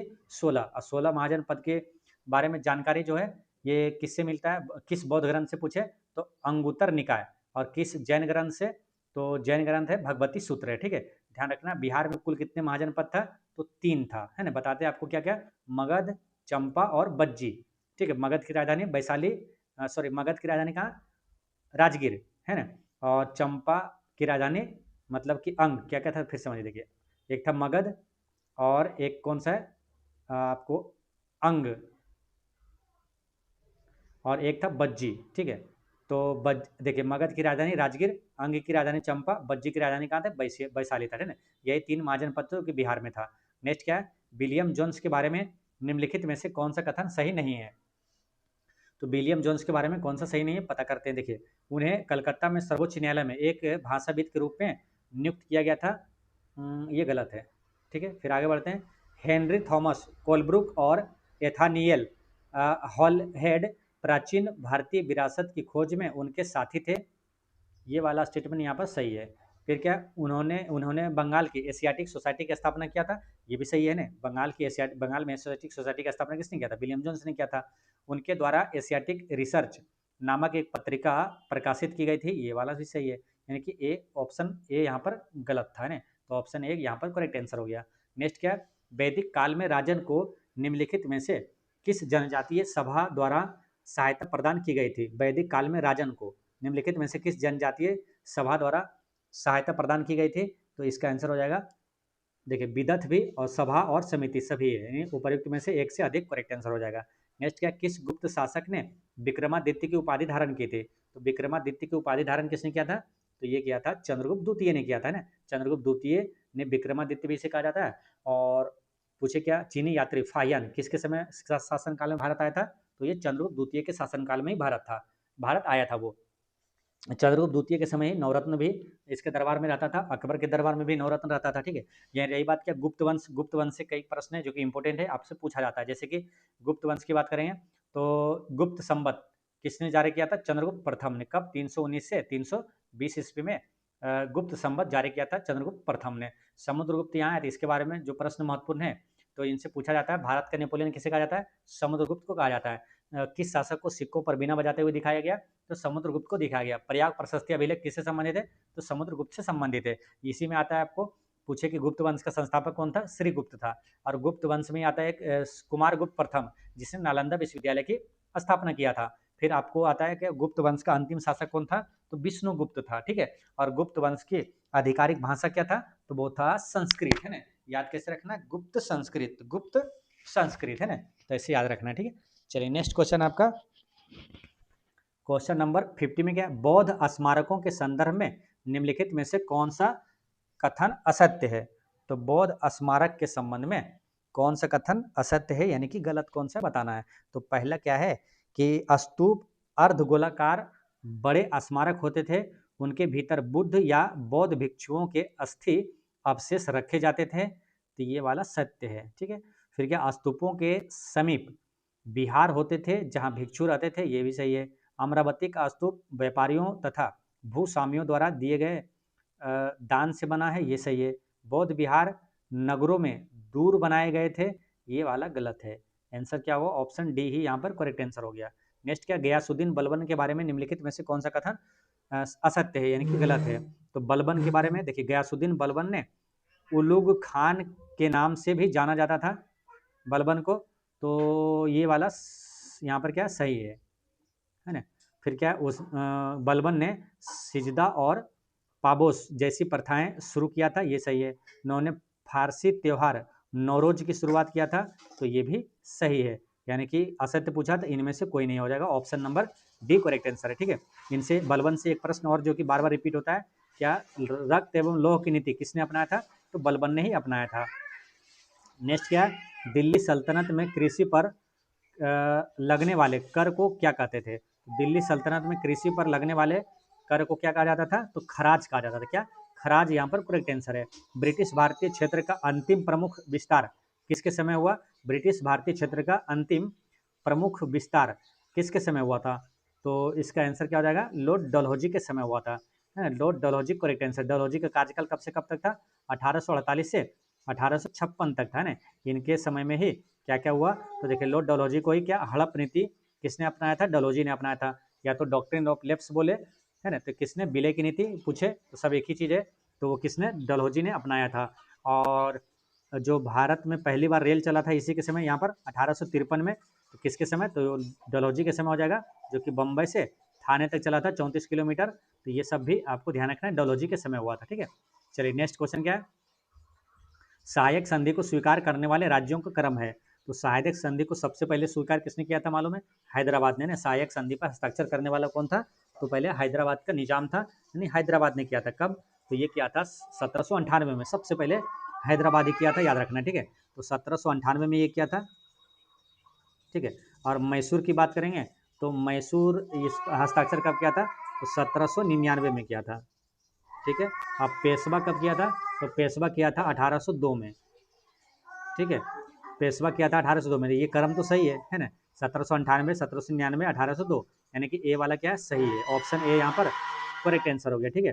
बाकी अगर और भी चीज़ देखना चाहते हैं इसमें, जैसे कि बात करेंगे अवध, अवध ये कब हस्ताक्षर किया था, तो 1801 में किया था, ठीक है। और बात करें क्या, तंजौर, है ना, तंजौर कब किया था, ये भी 1799 में किया था, ठीक है ना। तो यानी कि आंसर ये वाला ही इसका सटीक है, ऑप्शन ए करेक्ट आंसर है। अच्छा, सहायक संधि पर हस्ताक्षर करने वाला पहला भारतीय राज्य पूछा जाता है, बार बार ध्यान रखना है, तो कौन है, हैदराबाद है, ठीक है। अच्छा, सहायक संधि का जनक किसे कहा जाता है, तो लॉर्ड बेलेजली को कहा जाता है ना, किसे, लॉर्ड बेलेजली को सहायक संधि का जनक कहा जाता है। निम्नलिखित विद्रोहों का कालक्रम के अनुसार कौन सा विकल्प सही व्यवस्थित है। सन्यासी विद्रोह की बात करें, ये कब हुआ था, तो 1763 से ये 1800 तक चला था। नील विद्रोह कब शुरू हुआ था, 1859 में। और पावना विद्रोह कब शुरू हुआ था, 1873 में, ठीक है। तो पूछ रहा है क्या कि सही कालक्रम के अनुसार विकल्प कौन सा होगा, तो 1763, 1859 और 1873, तो ये वाला तो सही है ना। 1763, 1859, 1873, ऑप्शन ए यहाँ पर करेक्ट आंसर है, ठीक है। बाकी आप यहाँ पर कुछ चीज़ें आपको याद रखना है जो कि मोस्ट इंपॉर्टेंट है, क्या मालूम, विद्रोह से आपसे पूछा जाता है, बार बार पूछा जाता है, हर एग्जाम में पूछा जाता है, ध्यान रखना है कि विद्रोह कहाँ हुआ था, कब हुआ था और इसका नेतृत्व किसने किया था, ठीक है। आपको यहाँ पर कुछ चीज़ें, खास चीज़ें जो बहुत महत्वपूर्ण है, आपको यहाँ पर लिखाते हैं, लिख लीजिएगा, ठीक है। सन्यासी विद्रोह कब हुआ था, तो ये आपको बताते हैं, 1763 से 1800 तक चला था। सन्यासी विद्रोह हुआ था कहाँ, तो बंगाल में हुआ था, बंगाल और बिहार उस समय में था, तो बंगाल और बिहार में हुआ था।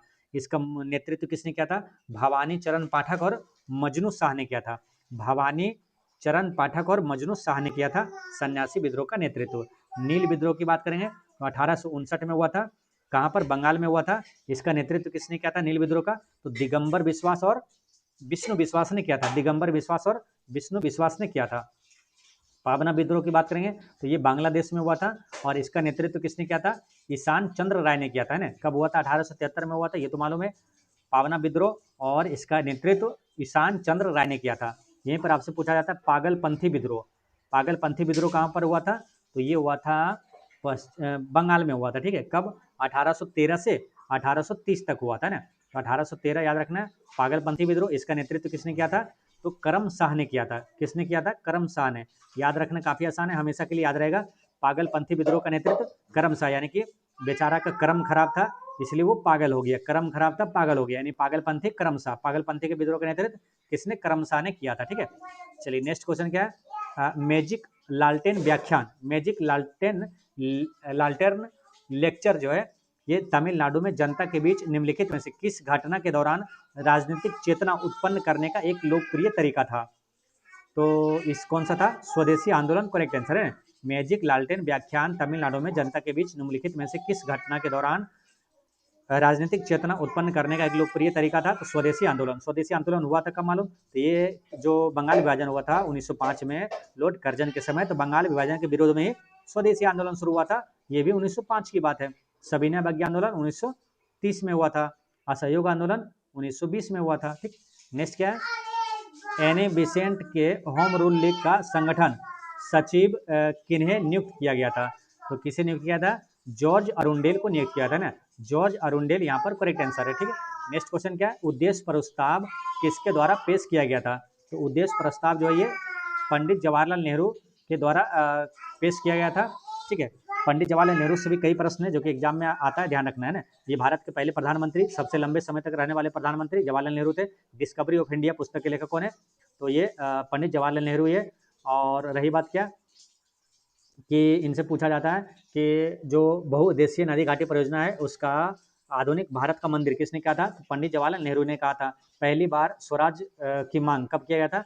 तो 1929 के लाहौर अधिवेशन में किया गया था। उसके अध्यक्ष कौन थे? तो पंडित जवाहरलाल नेहरू ही थे। नेक्स्ट क्या? निम्नलिखित में से कौन सा विधेयक केवल लोकसभा में प्रस्तुत किया जा सकता है? तो इसमें से कौन सा हो जाएगा? धन विधेयक, है ना। धन विधेयक केवल लोकसभा में पेश किया जाता है। धन विधेयक कोई विधेयक धन विधेयक है या नहीं, इसका निर्णय कौन करता है? तो लोकसभा अध्यक्ष करता है। धन विधेयक की परिभाषा किस अनुच्छेद में? अनुच्छेद 110 में। और वार्षिक वित्तीय विवरण ये अनुच्छेद 112 में, ठीक है। वार्षिक वित्तीय विवरण यानी कि बजट पूछे किस अनुच्छेद में? 112। ये दोनों अनुच्छेद यहाँ पर ध्यान रखना है, याद रखना है, महत्वपूर्ण यहाँ पर, ठीक है।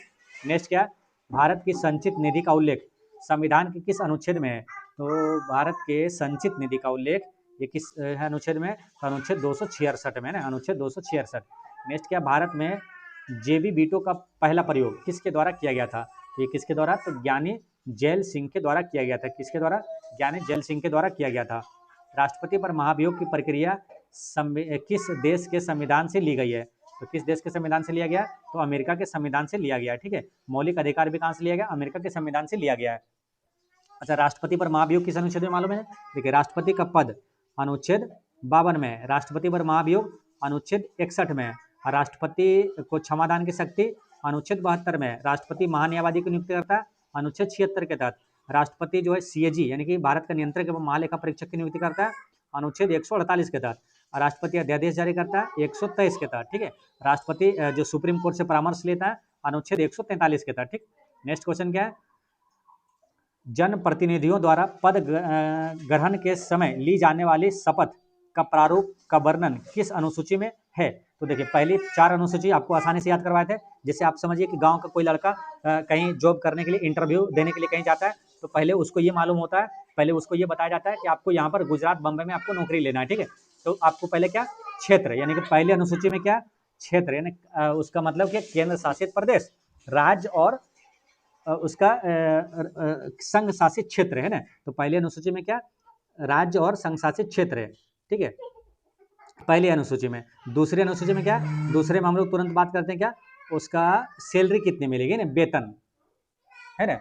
वेतन कितना होगा? पहले जैसे जॉब करने की बात आती है तो कहाँ जाना है, उसके बाद तुरंत दिमाग में आता है क्या? वेतन। यानी दूसरे अनुसूची में क्या? वेतन है। और तीसरे अनुसूची में क्या? जब वेतन आपको पसंद आया था तो शपथ ले लेते हैं ना कि हाँ चलो ये शपथ लेते हैं, नौकरी आपको लेना है, तो तो शपथ ले लिए तीसरी में, और जब शपथ ले लेते हैं तो आपको सीट दे दिया था कि यहाँ पर आपको बैठ के जॉब करना है, तो आपको चौथी अनुसूची में क्या होगा, सीटों, राज्यसभा में सीटों का आवंटन हो गया। देखिए पहला क्षेत्र हो गया है ना, राज्य और संघ शासित क्षेत्र हो गया, दूसरा में वेतन, तीसरा शपथ, चौथा में क्या है, सीटों का आवंटन हो गया। ठीक है, ये 4 अनुसूची हमेशा याद रखना है, ऐसे याद रहेगा।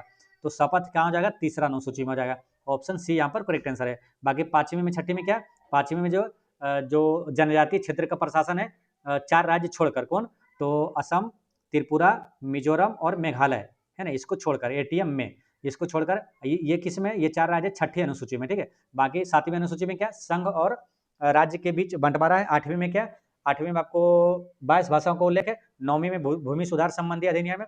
10वीं में दल बदल। 11वीं में क्या है, पंचायती, और 11वीं में पंचायत, और 12वीं में क्या हो जाएगा, नगर पालिका। 12वीं में नगर पालिका है ना, लास्ट का जो 2 अनुसूची है 11वीं और 12वीं में पंचायती राज व्यवस्था और नगर पालिका। ठीक, नेक्स्ट क्वेश्चन क्या है, भारत के राष्ट्रपति भवन का मुख्य वास्तुकार कौन था, तो इसका मुख्य वास्तुकार अगर देखेंगे तो एडविन लुटियंस था। कौन, राष्ट्रपति भवन का वास्तुकार एडविन लुटियंस था। ठीक है, राष्ट्रपति भवन, लाल किला का भी पूछे एडविन लुटियंस हो जाएगा। ठीक है, और पुरानी संसद भवन पूछे तो भी क्या होगा, एडविन लुटियंस हो जाएगा। ठीक है, और नया संसद भवन का डिजाइन किसने किया, तो वो किया है बिमल पटेल किया है ना, बिमल पटेल करेक्ट आंसर है। ठीक है, नेक्स्ट क्वेश्चन है आपका 65,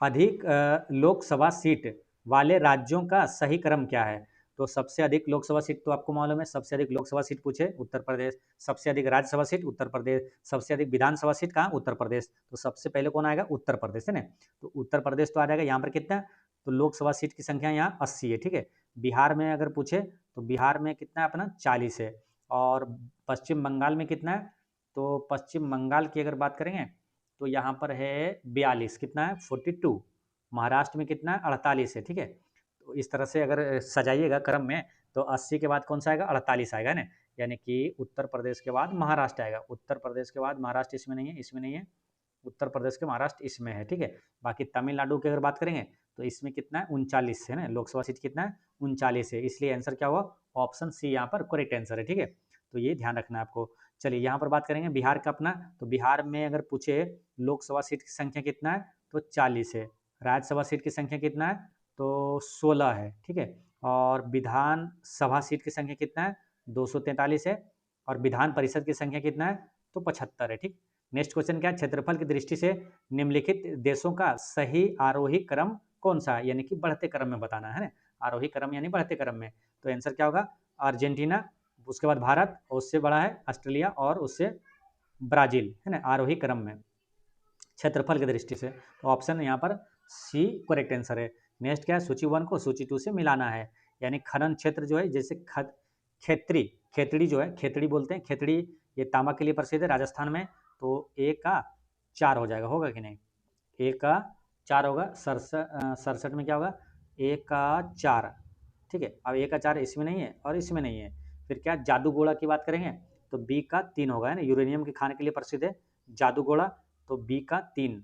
उसके बाद तलचर, तलचर ये कहाँ मिलेगा, तो तलचर है ये आपको कोयला के लिए प्रसिद्ध है ना, तलचर, ये शायद उड़ीसा में मिलेगा तलचर। ठीक है, तो ये उड़ीसा यानी सी का 2, यानी कि ऑप्शन नंबर बी में दिख रहा है ना, ऑप्शन बी यहाँ पर करेक्ट आंसर हो गया। अब कुद्रेमुख हो जाएगा, ये कुद्रेमुख कर्नाटक में है, और ये प्रसिद्ध लोह अयस्क के लिए ना, डी का 1 हो जाएगा, है ना, यानी ऑप्शन बी यहाँ पर करेक्ट आंसर है।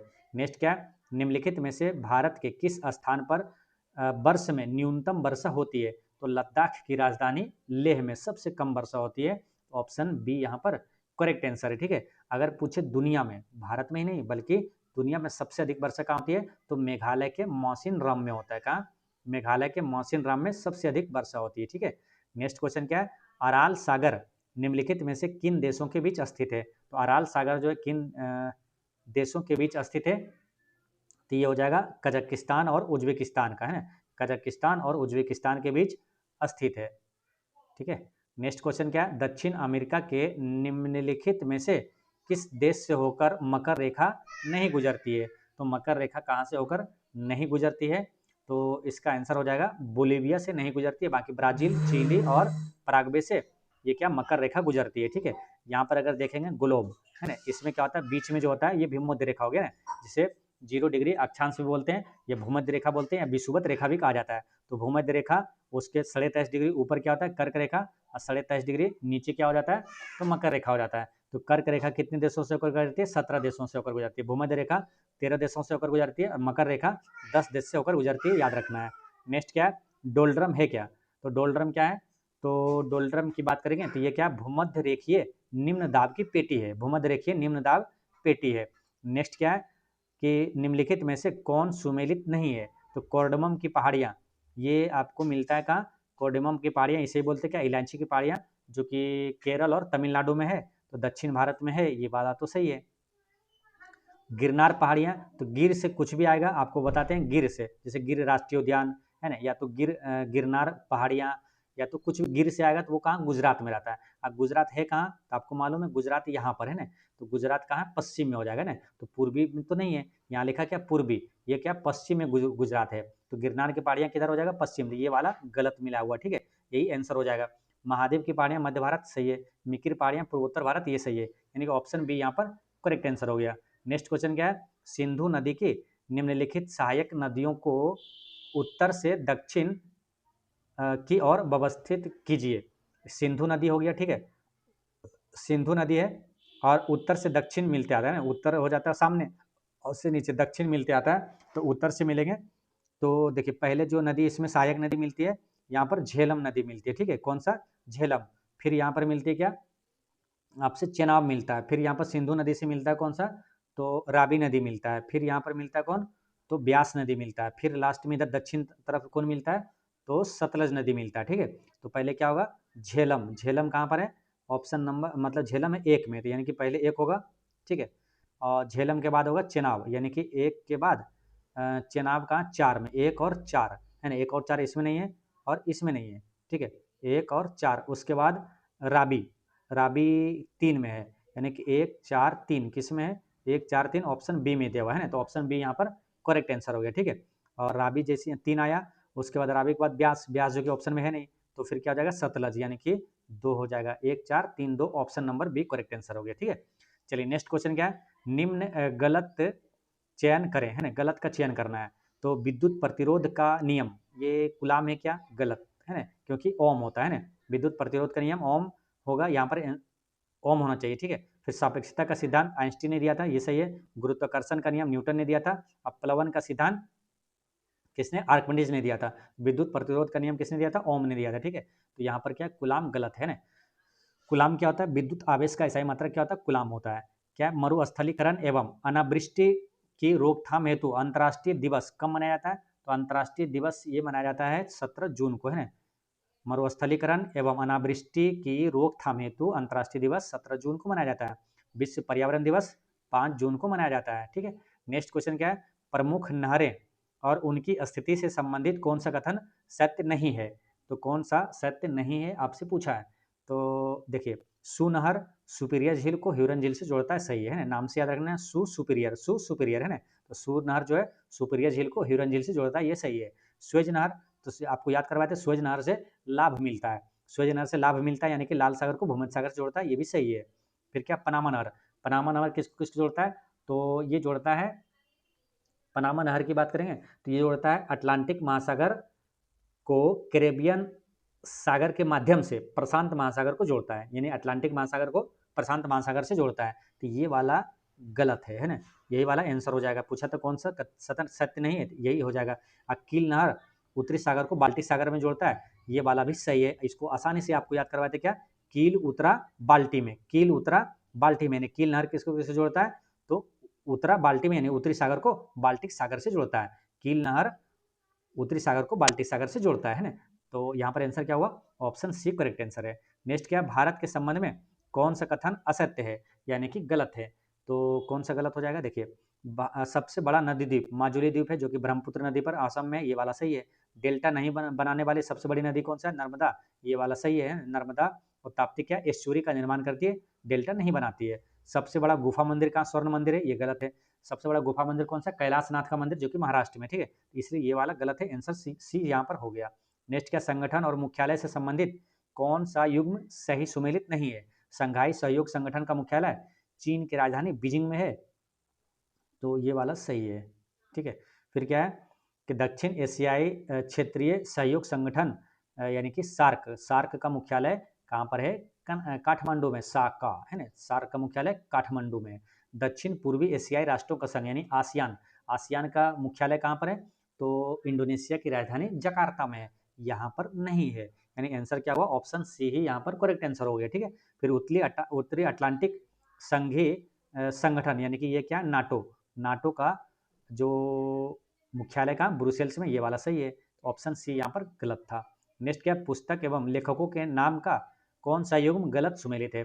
मदर इंडिया का लेखक मैक्सिम गोर्की है क्या? नहीं है, गलत है, क्योंकि मदर इंडिया को किसने लिखा था?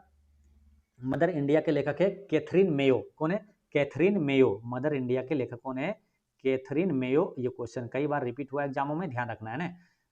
कैथरीन मेयो मदर इंडिया के लेखक है, तो यही वाला गलत सुमेलित है, यही आंसर हो गया। ठीक है, बाकी वार एंड पीस है ना, युद्ध और शांति के लेखक कौन है? लियो टोल्स्टॉय, ये सही है। वेल्थ ऑफ नेशन के लेखक एडम स्मिथ है, ये सही है। ए पैसेज टू इंडिया के लेखक ई एस फोस्टर, ये सही है। ठीक है, अच्छा यहाँ पर एक चीज़ देखना, क्या मालूम, जैसे कि ए पैसेज टू इंडिया, इसी तरह एक पुस्तक का नाम है ए पैसेज टू इंग्लैंड, है ना, तो दोनों का नाम याद रखना है। देखिए, ए पैसेज टू इंडिया के लेखक कौन है? ई एम फोस्टर, एम होगा यहाँ पर ई एम फोस्टर। ठीक है, और एक है ए पैसेज टू इंग्लैंड, तो इंग्लैंड का लेखक कौन है? तो नीरद सी चौधरी। कौन है? नीरद सी चौधरी। ठीक है, तो इसको ऐसे ध्यान रखना है। देखिए, ए पैसेज टू इंडिया, तो इंडिया जिसमें लगा है, इंडिया वाला में क्या नाम कौन सा रहेगा? तो नाम रहेगा इंग्लैंड वाला, है ना, विदेशी नाम रहेगा ई एम फोस्टर। और जबकि ए पैसेज टू इंग्लैंड, तो इंग्लैंड जिसमें रहेगा तो नाम कौन सा रहेगा? भारतीय, है ना। ए पैसेज टू इंग्लैंड जो लिखा वो अपना भारतीय लिखा नीरज सिंह चौधरी ने, ए पैसेज टू इंग्लैंड। ये पैसेज टू इंडिया वाले में कौन रहेगा? नाम रहेगा इंग्लैंड वाला रहेगा। ठीक है, क्योंकि ये क्या हुआ? ए पैसेज टू इंडिया, यानी इंडिया के नाम एक पैसेज लिखा था तो इंग्लैंड वाला लिखेगा, और ए पैसेज लिखा था इंग्लैंड को, तो इंग्लैंड को लिखा था कौन? नीरज सिंह चौधरी लिखा था। ठीक है, नेक्स्ट क्वेश्चन क्या है? भारत में प्रथम महिला से संबंधित कौन सा कथन असत्य है? तो प्रथम भारतीय महिला आईपीएस किरण बेदी, ये वाला सही है। किसी उच्च न्यायालय की प्रथम महिला मुख्य न्यायाधीश लीला सेठ, ये भी सही है, हिमाचल प्रदेश के हाईकोर्ट में बनी थी।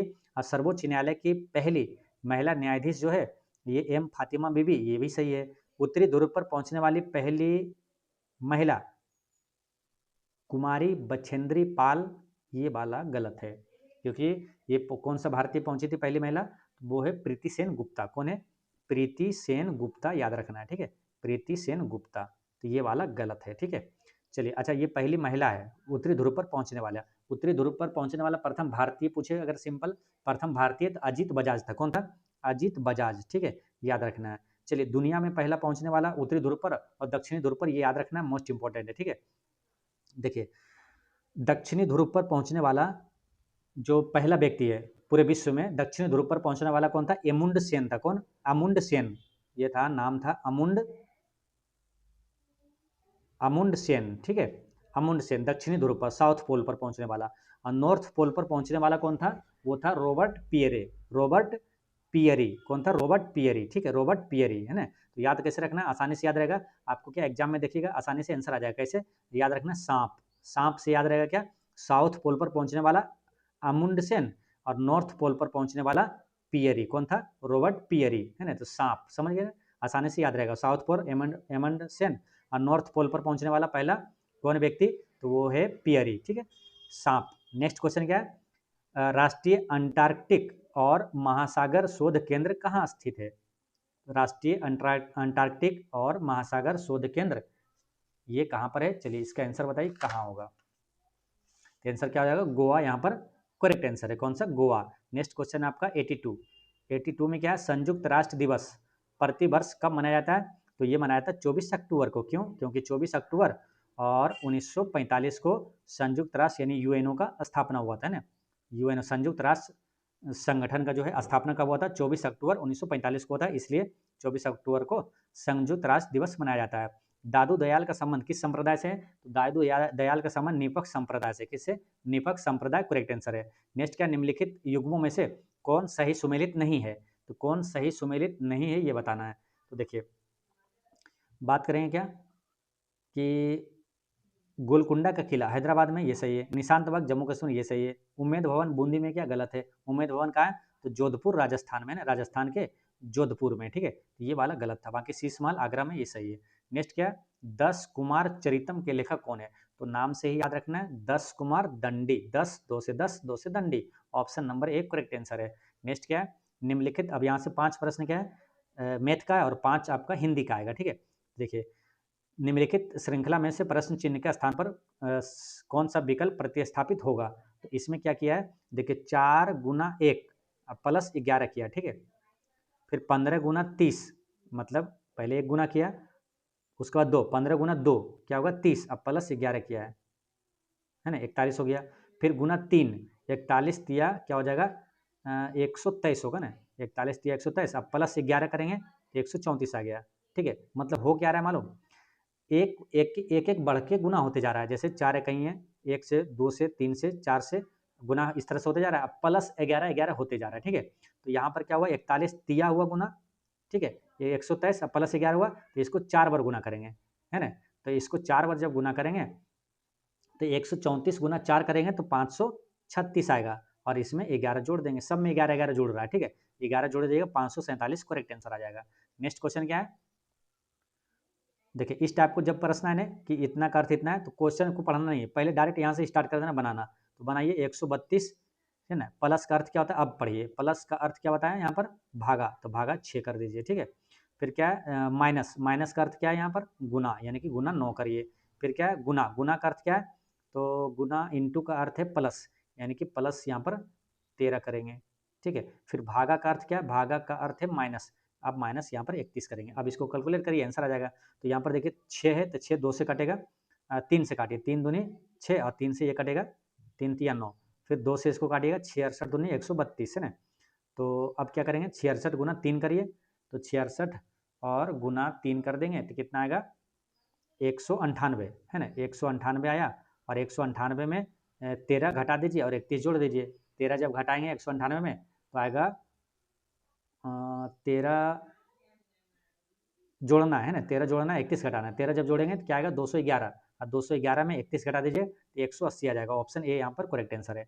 नेक्स्ट क्या है, एक कूट भाषा में जो होम स्वीट नैनो को इतना लिखा जाता है, अंकल करी स्वीट साइज को इतना लिखा जाता है, और इतना को इतना लिखा जाता है, निम्नलिखित में से किस शब्द का कूट 5 होगा। अब देखिए, इसको अगर कभी नहीं बनाया ना तो बहुत भारी लगेगा, बनेगा भी नहीं, ठीक है। लेकिन जब इसको प्रैक्टिस कर लीजिएगा तो सबसे आसान यही वाला आंसर रहता है, ठीक है। इसको आसानी से आप आंसर निकाल सकते हैं। देखिए पूछा क्या, 5 का कौन सा, किस शब्द का कूट 5 होगा। अब देखिए, होम स्वीट नैनो, इसमें देखिए 5 8 2 आया है, यानी इसका मतलब क्या है, 5 का कूट है ना, ये तीनों में से हो सकता है ना, होगा। और अंकल करी स्वीट साइज, इसमें देखिए क्या आया, इसका कूट क्या है, 3 2 1 5, एक साथ है ना, 3 2 एक साथ। अब इसमें देखिए क्या है कि 5 नहीं है ना, यानी कि इसका मतलब क्या है, अंकल करी स्वीट और साइज, ये क्या है, ये सभी का कूट 5 नहीं हो सकता। तो ये अगर ऑप्शन में कहीं है तो उसको छांट दीजिए, उसका आंसर नहीं हो सकता है, क्योंकि आंसर क्या होगा, यही तीनों में से कौन होगा, है ना। क्योंकि 5 इसमें है, तो 5 इसमें तो 5 है नहीं, यानी कि अंकल कुरी और स्वीट साइज को काट दीजिए। स्वीट यहाँ पर आंसर नहीं होगा, साइज आंसर नहीं होगा, ठीक है। अब यहाँ पर देखिए तीसरा सेंटेंस जो है क्या है, साइज नैनो बिग को इतना लिखा जाता है। अब देखिए साइज नैनो बिग में क्या है कि पहला सेंटेंस देखिए, होम स्वीट नैनो, और यहाँ पर क्या, साइज नैनो बिग, इसमें से एक लेटर कॉमन है, कौन सा एक शब्द कॉमन है, तो इसमें से नैनो, यहाँ पर देखिए नैनो, और इसमें भी नैनो है, ठीक है। बाकी कोई भी चीज़ कॉमन नहीं है, तो नैनो नैनो कॉमन है, और इसमें कॉमन क्या है, 5 5 देखिए दोनों में कॉमन है, यहाँ पर 5 और 5 कॉमन है, यानी कि नैनो का क्या हो गया, 5 के यहाँ पर कन्फर्म हो गया, नैनो यानी 5 का क्या है, नैनो, यानी ऑप्शन बी यहाँ पर करेक्ट आंसर हो गया, ठीक है। यहाँ पर इस तरह से बना लीजिएगा, ठीक है। नेक्स्ट क्वेश्चन क्या है, sec theta plus tan theta बराबर पी है, तो 4 सेक थीटा का मान क्या होगा। अब देखिए sec theta plus tan theta का मान दिया है, तो आपको एक फॉर्मूला मालूम है ना कि सेक स्क्वायर थीटा और माइनस टेन स्क्वायर थीटा बराबर क्या होता है, 1 होता है, ठीक है। तो इसको क्या लिख सकते हैं, ए स्क्वायर माइनस बी स्क्वायर बराबर क्या लिख सकते हैं, ए प्लस बी इंटू ए माइनस बी, यानी कि इसको एक बार प्लस में एक बार माइनस में लिख सकते हैं, ठीक है। यानी कि सेक थीटा ए प्लस बी यानी टेन थीटा ए प्लस बी इंटू ए माइनस बी, यानी कि सेक थीटा और माइनस टेन थीटा लिख सकते हैं ना, बराबर में 1। अब देखिए यहाँ पर आपका दिया हुआ क्या, sec theta plus tan theta बराबर पी दिया हुआ है, ठीक है। तो इसके बराबर क्या है, पी दिया हुआ है, ठीक है। तो यहाँ पर sec theta minus tan theta बराबर लिख सकते हैं क्या, ये पी को इधर कर दीजिए, वन बाई पी हो गया, ठीक है।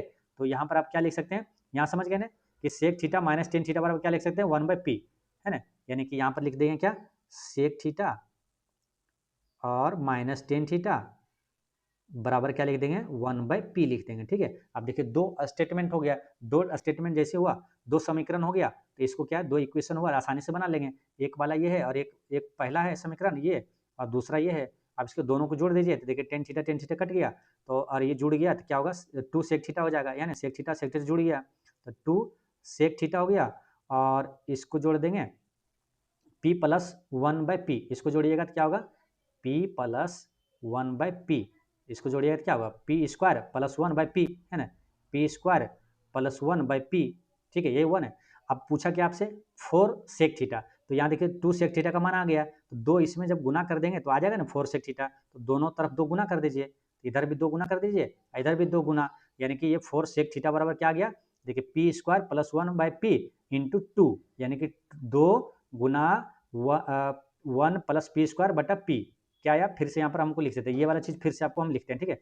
ध्यान से देखिएगा क्या है ये, two into one plus P square बटा पी, तो क्या आया, two into one plus P square बटा पी आया, ठीक है। ये आया था आपका फोर सेक थीटा बराबर। अब देखिए ऑप्शन में कहीं है क्या, तो टू इंटू वन प्लस, इसमें नहीं है, इसमें नहीं है, और इसमें क्या दो को नीचे लिख दिया, ये भी नहीं है और ये भी नहीं है, ठीक है। यानी कि इसमें क्या एरर है, यहाँ पर क्या होना चाहिए था, ये पी जो स्क्वायर है ना, इसको अंदर होना चाहिए था, ठीक है, ये बाहर कर दिया, ये क्या अंदर होना चाहिए, ठीक है। आप बना लीजिएगा, आंसर क्या है, यही आएगा, ठीक है।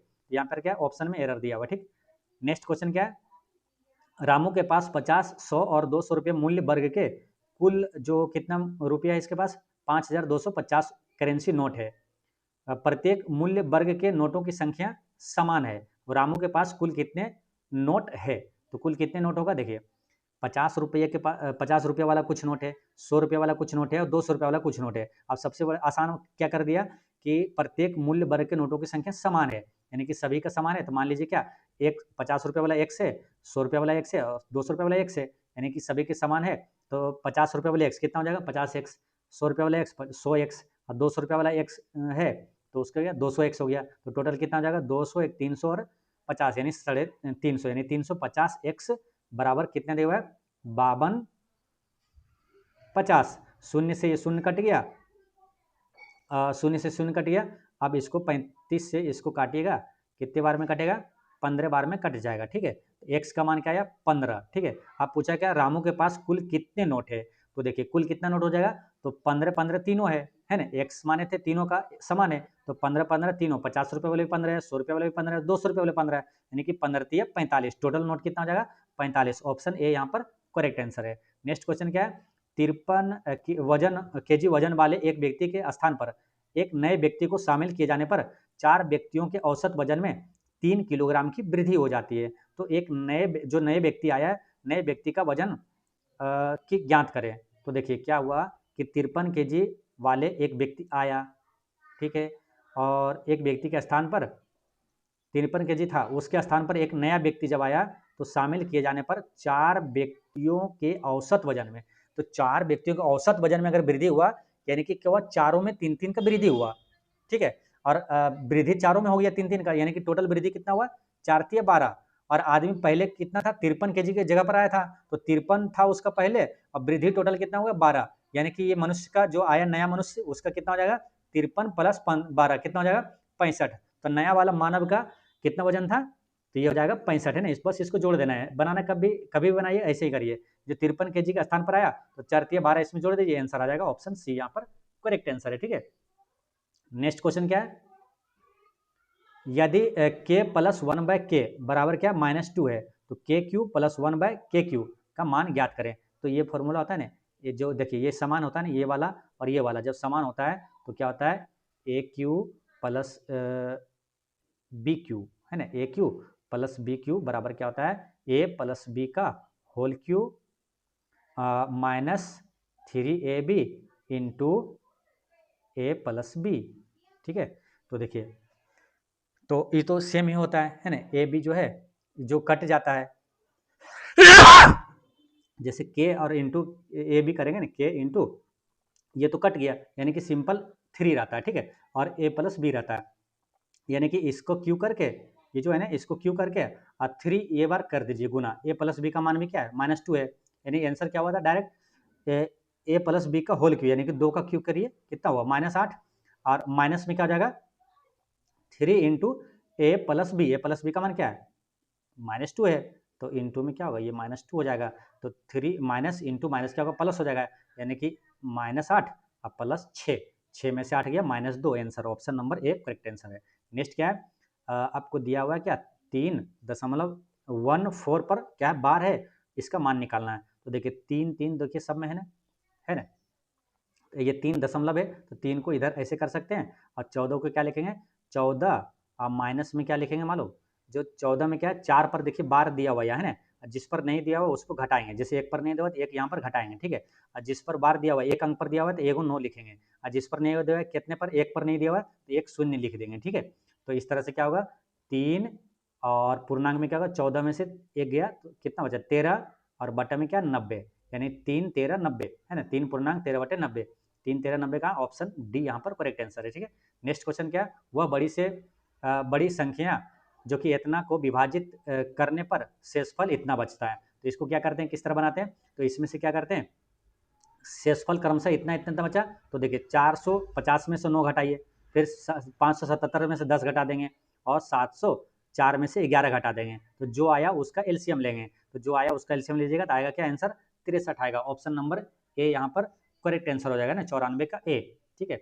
नेक्स्ट क्वेश्चन क्या है, यदि साधारण ब्याज की दर 10% से बढ़ाकर कितना 12.5% कर दिया जाता है, तो एक आदमी की वार्षिक आय कितना रुपये बढ़ जाती है, तो उसका मूलधन क्या है, देखिए परसेंट में कितना बढ़ा 10 से 12.5 हुआ, यानी 2.5% बढ़ा, और रुपया में कितना बढ़ा 1250 रुपये बढ़ा, तो देखिए 2.5% का मान क्या है 1250 है, तो 100% का मान निकाल देंगे आंसर आ जाएगा, ठीक है, तो देखिए 2.5% यानी कि 2.5% का मान क्या है 1250 है, तो इसको 100% निकालेंगे आंसर आ जाएगा, तो देखिए यहाँ 2.5 है, इसमें कितना गुना करेंगे कि 100 हो जाएगा है ना, 100% मतलब 100 पुराना है, तो उसमें भी इसमें भी गुना कर देंगे उतना आंसर आ जाएगा, तो 2.5 में कितना देखिए 25 रहता है तो 4 से गुना करते हैं 100 हो जाता है, लेकिन 2.5 है, यानी कि एक शून्य के कटेगा 40 से गुना कर देंगे है ना, तो ये क्या हो जाएगा शून्य एक क्या दशमलव काट देगा, यानी 25 चौक 100 हो जाएगा, यानी कि 40 से गुना करना पड़ेगा, तो 40 से इसमें गुना कर दीजिए आंसर आ जाएगा,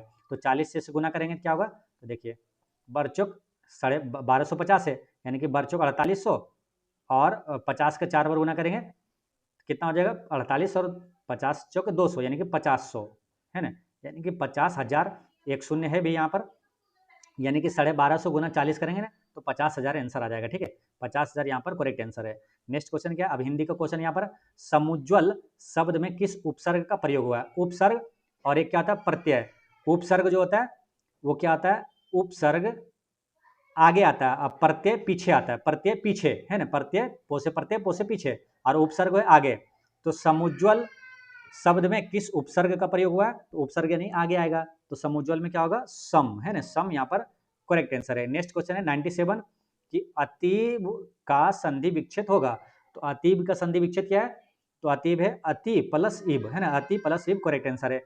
नेक्स्ट क्या, निम्नलिखित में से कौन सा उत्तम पुरुष सर्वनाम है, तो कौन सा उत्तम पुरुष सर्वनाम है, तो मैं है ना, उत्तम पुरुष सर्वनाम क्या होता है जो खुद के बारे में जैसे कुछ बोलता है, जैसे मैं जाता हूँ, जैसे मैं हूँ कुछ, यानी खुद के बारे में वो व्याख्या करता है, तो हो गया उत्तम पुरुष सर्वनाम।